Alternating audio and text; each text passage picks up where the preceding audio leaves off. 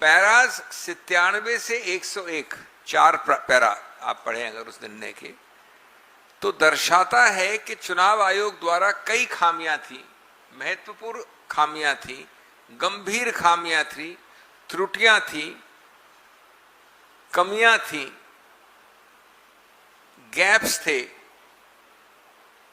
और वो सिर्फ इसलिए ठीक हुए, उनमें सुधार सिर्फ इसलिए आया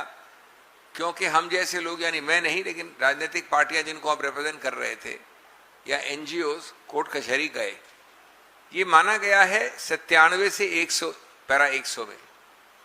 यानी एक उदाहरण, आधार को जोड़ा गया, चुनाव आयोग ने नहीं जोड़ा था ना, ये याचिकाओं द्वारा जोड़ा गया। दूसरा,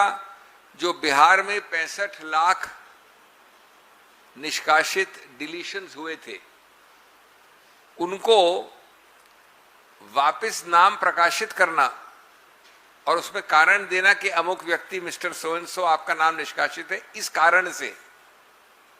पारदर्शिता देना जिससे कि वो उसमें एक याचक बन सके, अपील कर सकें। ये भी बात 65 लाख वोटरों के विषय में बिहार में ऐसी याचिकाओं से हुई जो कांग्रेस ने की, हम लोगों ने की, और लोगों ने की, और पार्टियों ने की, और एनजीओ ने की। अलग अलग प्रदेशों में जो राजनीतिक पार्टियों को पार्टी बनाया गया उच्चतम न्यायालय द्वारा, इम्प्लीड किया गया, और बाद में BLAs बूथ लेवल एजेंट्स को इन्वॉल्व किया गया, पैरालीगल्स को इन्वॉल्व किया गया, ये सिखाने बताने के लिए किस प्रकार से फॉर्म भरा जाता है। ये भी एक खामी उच्चतम न्यायालय के निर्णय, ये कई सारे ऑर्डर्स हुए थे उच्चतम न्यायालय द्वारा पिछले 2 वर्षों में, आंतरिक ऑर्डर्स, उनके अंतर्गत हुआ ये सब। तो इसमें विरोधाभास क्या है, इसका अभिप्राय क्या है कि चुनाव आयोग ने जल्दबाजी में खामियों के साथ, त्रुटियों के साथ, कमियों के साथ एक प्रोग्राम घोषणा की, और अगर वो प्रोग्राम बिना सिविल समाज के हस्तक्षेप के, बिना एनजीओ और राजनीतिक पार्टी की याचिकाओं के चलने दिया होता तो ये सब खामियां रहती, ये सब बदली, सुधार हुआ और स्टेबलाइज हुई उच्चतम न्यायालय के आंतरिक आदेशों द्वारा जो इन्हीं पार्टियों संस्थाओं ने